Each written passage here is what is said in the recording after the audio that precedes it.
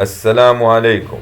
هذه أحداث أخبار اليوم، وهذا عنوانها: المغرب يسجل 37 إصابة جديدة دون وفيات بفيروس كورونا. المرجو الاشتراك بالقناة ليصلكم كل جديد.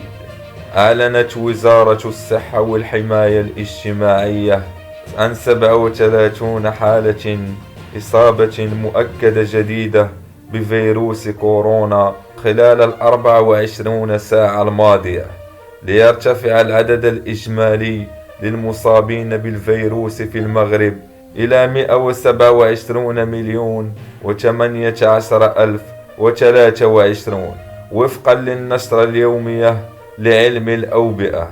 بلغ إجمالي عدد التحليلات التي أجريت منذ بدء انتشار الفيروس على المستوى الوطني ب3291 اختبارا جديدا في 2 مارس 2020.